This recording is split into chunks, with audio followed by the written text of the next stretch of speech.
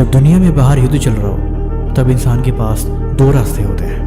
पहला, या तो वो खुद को कमरे में बंद करके रोता रहे और हार मान जाए, और दूसरा, तलवार उठाए, अपना दरवाजे के बाहर निकले और जाके जंग में शामिल हो जाए। जो भी अंजाम होगा वो देखा जाएगा।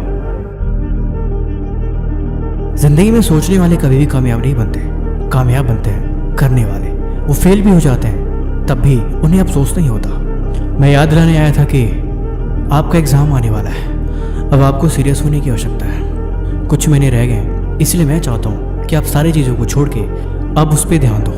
फालतू काम, फालतू रिश्ते, सबको कुछ महीनों के लिए साइड में रख के आप सिर्फ उस पर ध्यान दो। देखो, ज़िंदगी में एक बात हमेशा याद रखना, कड़वा है मगर सच है। जो ज़िंदगी में कामयाब होना चाहते हैं, जो ज़िंदगी में अपनी मंजिल तक पहुंचना चाहते हैं, वो देर से ही सही अपनी मंजिल तक पहुंच जाते हैं, क्योंकि वो कभी बहाने नहीं बनाते और ना ही कभी काम को कल पे डालते हैं। इसीलिए अब वक्त आ गया है कि अब आप सीरियस हो जाओ। एग्ज़ाम आ रहा है, एग्ज़ाम की तैयारी करो। सफलता का सबसे पहला रूल अपनाओ कि तुम कभी भी नेगेटिव नहीं सोचोगे। एग्ज़ाम के टाइम में ये चीज़ हमेशा आपको बीमार करेगी और आप चिंता करने में खो जाओगे। जब एग्ज़ाम आता है, ज़्यादातर लोग यही सोचते हैं कि यार क्या होगा, कैसे होगा, ये सब हो पाएगा या नहीं। इन्हीं चक्करों में वो ना तो पढ़ाई करते हैं और ना ही पढ़ाई में उनका ध्यान लगता है, और अक्सर ज़्यादातर समय इन्हीं चीज़ों में बर्बाद हो जाता है। वो पढ़ने से ज़्यादा सोचने में अपने समय को बर्बाद करते हैं। ऐसा कभी मत सोचो कि यार क्या होगा, ये चीज़ मैं पढ़ रहा हूँ, ये तो मुझे याद ही नहीं रहती। मेन मौके पे मैं पढ़ी हुई चीज़ें भूल जाता हूँ, कुछ भी समझ नहीं आता और आखिर में सब कुछ दिमाग ब्लैंक हो जाता है। एग्ज़ाम एक बड़ा युद्ध की तरह होता है, जहाँ पे आपको अपनी पहचान खुद से देनी होती है। आपकी लड़ाई खुद से ही होती है।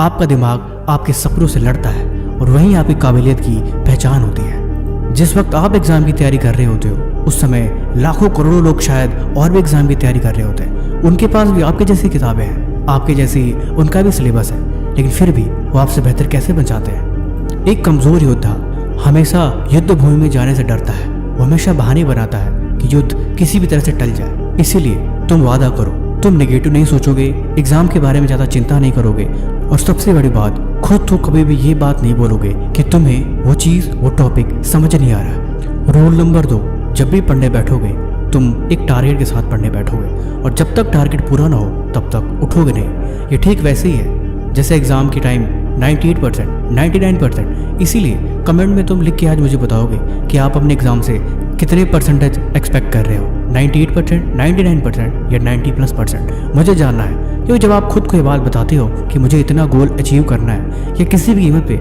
मुझे इतना पार करना ही है, तब आप एक्स्ट्रा मेहनत करते हो। तब आपको गोल की आवश्यकता नहीं पड़ती। 2 महीने, 4 महीने, जितने भी वक्त पड़ा है, अब चुपचाप सीरियस हो जाओ और खुद को कमरे में बंद करो और 4 घंटा, 5 घंटा, जितना भी हो सके अपने आप को दो, खुद पे इन्वेस्ट करो, पढ़ाई पे ध्यान दो, क्योंकि ये ज़रूरी है। ये समय बहुत कीमती है और समय का एक एक पल आपके इम्तिहान की घड़ी की तरह है। पढ़ने बैठो तो एग्ज़ाम के वो पल को याद करो कि आप एग्ज़ाम हॉल में घुस चुके हो। अब आपके पास क्वेश्चन पेपर आ गया है, अब आपकी टाइमिंग स्टार्ट हो गई है, अब आपको आंसर लिखना है। उन चीज़ को रिक्रिएट करो और दिमाग में इमेजिन करो। इससे आपको पढ़ने के लिए और ज़्यादा एनर्जी मिलेगी। एग्ज़ाम आपको कल है, ये सोच के, ये अपने दिमाग को बता के हर दिन और एक्स्ट्रा मेहनत करो, क्योंकि और काम करने के लिए शायद आपको एक्स्ट्रा टाइम मिल जाए, लेकिन पढ़ने के लिए हकीकत ये है आपको कभी एक्स्ट्रा टाइम मिलेगा ही नहीं। और सबसे बड़ी बात, कभी भी छोड़े गए चैप्टर को ये सोच के मत डाल देना कि इसे मैं कल करूँगा, क्योंकि हकीकत ये है कि आपने कितने कल करके ऐसे चैप्टर छोड़ रखे हैं, और ये बात भी सच है कि आप उसे कभी पूरा करते ही नहीं। इसीलिए अब सीरियस हो जाओ, खुद से झूठ बोलना बंद करो, खुद को धोखा देना बंद करो और हर हाल में मेहनत में लग जाओ, क्योंकि ये ज़रूरी है। और कमेंट करके मुझे ज़रूर बताना कि आप अपनी मेहनत के कितने परसेंटेज खुद से उम्मीद कर रहे हो।